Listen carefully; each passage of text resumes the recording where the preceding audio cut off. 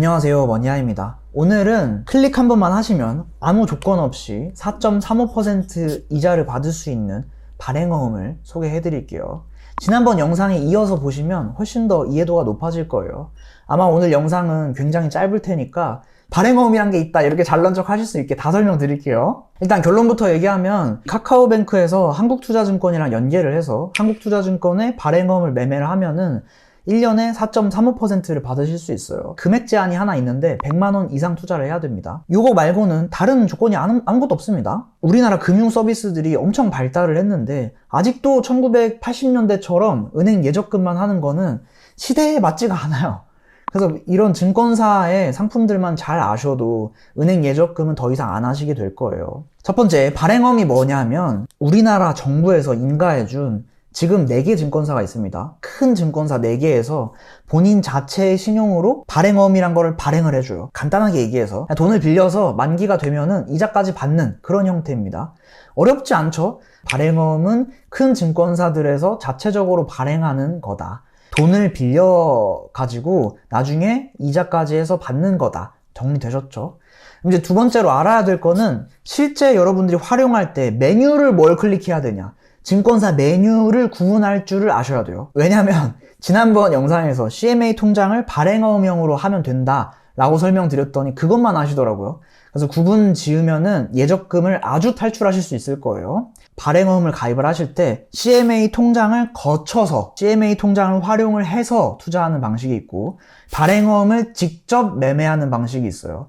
NH투자증권의 발행어음을 내가 매매하겠다 이렇게 하실 수 있다는 겁니다.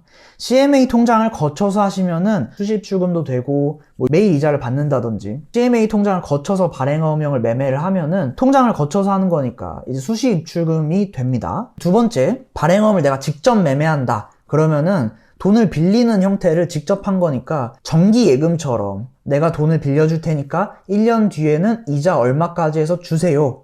이런 식으로 정기예금처럼 가입할 수 있고 적립식, 적금처럼 가입을 할 수가 있습니다.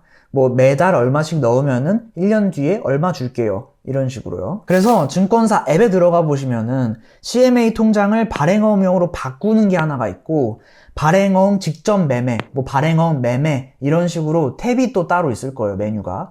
PD님도 요거 직접 해보시고 구분해서 넣으세요. 그리고 이렇게 얘기하는 거 편집하지 마시고요. 그럼 이제 발행어음이 뭐고 그 다음에 증권사 앱에서 어딜 들어가야 된다.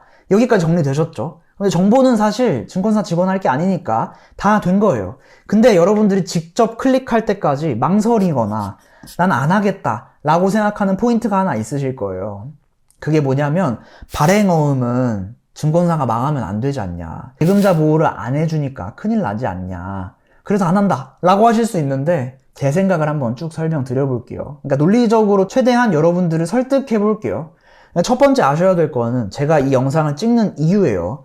이 영상을 찍는 거는 저도 엄청 보수적이고 엄청 안전지향적이에요. 그래서 제가 운영하는 카페 이름도 안지향입니다. 그래서 저도 엄청 손해보는 거를 싫어하는데 그럼에도 어느 정도 안정적인 걸 가지고 이런 선택만 몇 가지 바꾸면은 내 돈을 조금 더 빨리 굴리고 조금 더 행복한 노후, 조금 더 빠른 내 집 마련 이런 것들을 할 수 있으니까 내 친구가 그랬으면 좋겠고 내 가족들이 그랬으면 좋겠으니까 그런 안전지향적인 걸 바탕으로 수익률을 끌어올릴 수 있는 것들을 영상에서 설명드리고 있는 거예요. 그래서 이제 구독하시는 분들도 한 8만 명, 9만 명 되는 거고 카페 가입자들도 10,000명이 넘었어요. 요런 이제 기조로 제가 설명을 드린다. 이거 하나 아셨으면 좋겠고 두 번째는 예금자 보호제도가 어떤 건지 설명을 드릴게요. 예금자 보호제도가 어떤 건지 이해를 하셨으면 좋겠어요. 예금자 보호제도는 그냥 정부에서 우리 법으로 예금자 보호 해주겠습니다 라고 하는 것 뿐만 아니라 실제로는 어떤 식으로 뭔가 돈이 있어야지 보호를 해줄 거잖아요. 은행이 망했는데 돈이 없어. 그러면 어떻게 해줄 수가 없잖아요.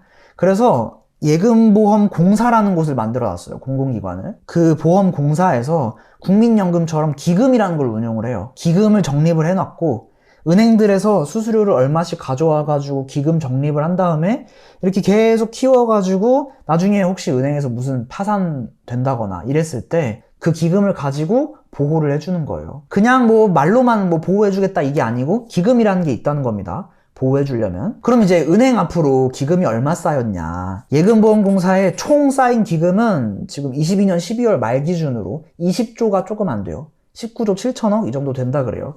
이건 예금보험공사에 있는 자료입니다. 공공기관 자료예요. 제가 뭐 꾸며낸 게 아니에요. 은행 앞으로는 얼마가 돼 있냐면 11조 7천억이 되어 있어요. 11조 원 정도가 되어 있습니다. 그럼 실제로 국민은행에 정기예금을 다 보호해 줄 수 있을까요? 그러니까 모든 은행 말고 국민은행만.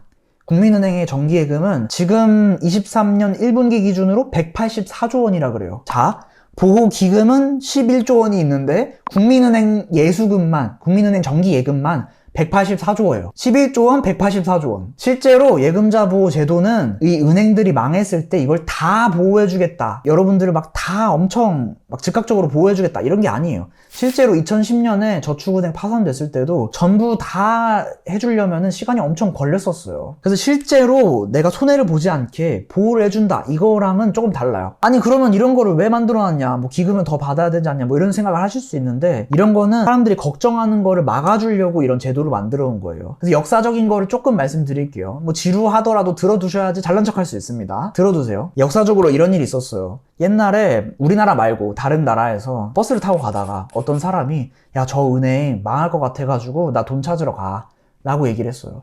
버스 안에 있는 사람들 한 30명 이런 사람들이 그 얘기를 듣고 와 씨 큰일 났다. 나도 돈 찾아야겠다. 그리고 내 소중한 사람들한테 돈 찾으라고 해줘야겠다. 이렇게 얘기를 했어요. 그래서 소문이 일파만파 퍼졌어요. 그때는 SNS도 없었는데 엄청 빨리 퍼졌다 그래요. 그래서 이 은행에 그 문 열릴 때 다 줄을 서 있었던 거예요. 사람들이.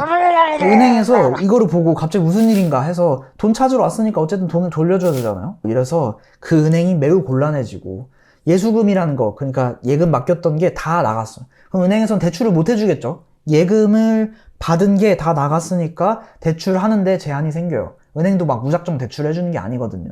그러다 보니까 기업에서 대출을 못 받아. 돈 필요한 사람들이 대출을 못 받아. 이런 식으로 돈이 안 돌기 시작해. 경제가 안 돌아가. 이런 일이 생겼었어요. 이걸 이제 뱅크런이라고 해요. 은행에 달려갔다 해가지고. 그래서 이런 일을 겪고 나서 예금자 보호제도라는 걸 만들었어요. 그러면 이제 사람들이 이렇게 걱정을 덜 하겠죠, 아무래도. 아, 예금자 보호가 어차피 되니까 막 이렇게 달려갈 필요까지는 없겠다 라고 생각을 할 거잖아요. 실제로 보호해준다기보다는 이런 이유들을 한 문장 넣어가지고 사람들이 막 걱정하는 거를 막아주려고 제도가 있는 거예요. 이런 게 더 큽니다. 물론 뭐 요즘에 뭐 예금자 보호 제도를 뭐 상향해줘야 된다, 은행에서 뭐 수수료를 더 내야 된다, 말아야 된다, 뭐 이런 얘기들 많은데 그런 건 이제 정책 하시는 분들이 필요한 거고 우리는 내 돈만 잘 굴리면 되니까 이 정도까지만 이해하시면 됩니다. 발행어음을 발행하는 증권사는 자기 자본이 얼마나 있을까요?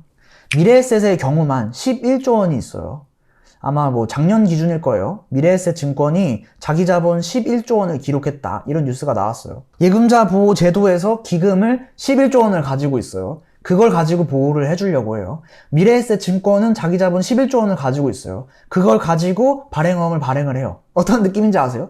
미래에셋 증권이나 이런 증권사들은 충분히 자기 자본 규모가 되기 때문에 보호를 받을 필요가 없어요, 사실. 물론 뭐 IMF가 터진다거나 금융위기가 터지면은 위험할 수는 있겠죠. 뭐 부동산이 막 안 좋아진다거나 하면 뭐 그 증권사들이 안 좋아질 수는 있겠죠.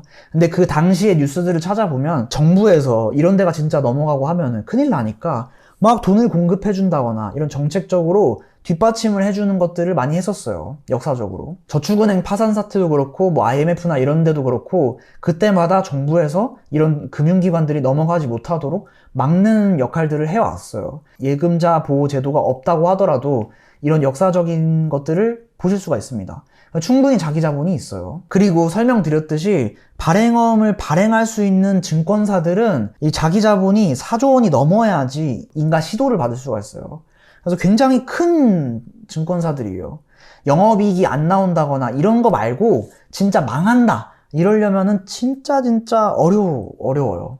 확률이 정말 낮아요. 그리고 그런 정도 수준이면 예금자 보호 제도를 받는 은행들도 굉장히 이제 불안에 떨어야 될 수준일 거예요. 예금자 보호 제도에 예금자 보험 공사에 기금으로 쌓여 있는 게 11조 원밖에 안 되니까 어떤 느낌인지 아시겠죠? 한 문장으로 정리하면 발행어음을 발행하는데 이 증권사들은 굉장히 큰 자본을 가지고 있고 그 정도 수준이 예금자 보호를 받는 정도의 수준으로 자기 자본을 가지고 있다. 이렇게 이해하시면 되겠어요. 그래서 예금자 보호 제도가 안 돼서 전 안 합니다라거나 증권사 망하면 휴지 조각 되니까 안 합니다 라거나 하는 것들은 실질적으로는 굉장히 확률이 낮고 실질적으로 이 증권사들도 굉장히 준비가 되어 있어요. 그러니까 발행어음을 발행하라고 정부에서 인가도 해준 거예요. 이런 것 때문에 발행어음을 안 한다고 하는 건 말이 안 맞아요. 정리를 하자면 요즘에 한국투자증권에서 카카오뱅크 연계를 해가지고 4.35% 클릭 한 번만 하면은 일반 정기 예금보다 더 높은 금리를 받을 수 있다. 첫 번째 설명드렸고, 두 번째 발행어음이 뭔지 설명드렸고, 발행어음 실제로 증권사에서 어디 클릭해야 되는지도 설명드렸어요. 아실 거예요, 이 정도면. 그래서 오늘 영상은 하도 불안해 하시길래, 그러니까 댓글이 한 50개, 100개 달리면은 좋은 댓글이 대부분인데 악플이 하나 있어. 그럼 그 악플만 보여요. 다른 사람들이 비꼬는 댓글만 보여요. 열심히 하려는 분들, 내 자산을 좀 더 빨리 굴리겠다 하는 분들이 그러니까 그 비꼬는 댓글 하나를 보고 나는 하지 말아야지, 이렇게 기회를 놓쳐버리는 게 싫어서 이 영상을 조금 더 디테일하게 찍어봤어요. 예적금뿐만 아니라 발행어음이라는 증권사 선택지만 갔더라도 좀 더 빨라지잖아요. 0.3%든 0.5%든 복리로 더 굴러가면은 훨씬 차이가 많이 난다는 거 여러분들 아실 거예요. 지난번 영상에서 두 가지 약속 드렸죠. 그래서 뭐 CMA 통장 뭐 발행어음이나 이런 금리는 한번 체크해가지고 카페에 올려뒀으니까 참고하시면 되고, 월급 통장에 방치하는 돈 어떻게 해야 될지 이거 필수 통장도 하나 더 짚어드릴 테니까 다음 영상에서 만나 뵐게요. 영상 여기까지 하겠습니다. 행복한 하루 되세요.